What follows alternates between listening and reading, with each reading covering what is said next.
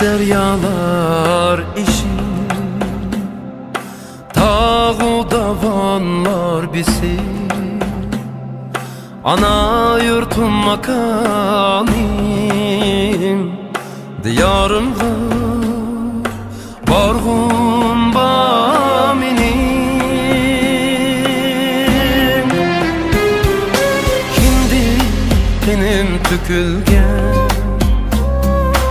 ata buvam kümülgen, qad kütürüp tik turgan Tangri tağni körgüm ba menin.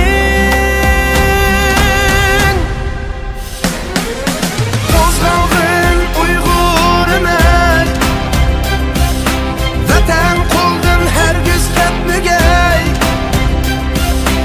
Ay yıldız bayrağın gökyüzüde körgüm ba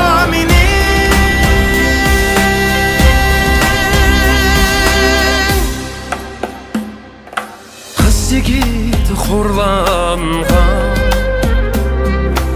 ayak asti qılınğan,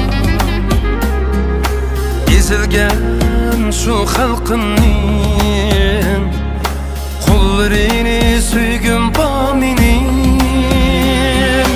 Feryadim asman felek tükülgechga qonsilda, ejderhanın ağzıdım, vatanımni alğım ba menin. Qozgalgın Uygur emek, vatan qoldun hergiz ketmegey. Ay yıldız bayrağın gökyüzüde körgüm ba menin.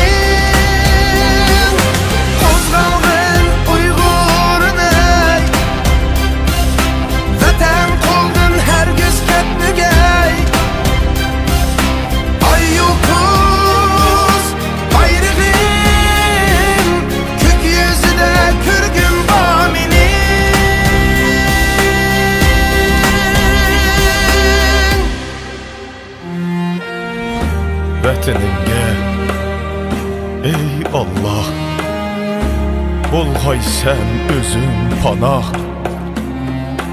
Mən bu hürlük ilkidə qaqaqlab bir külgüm ba.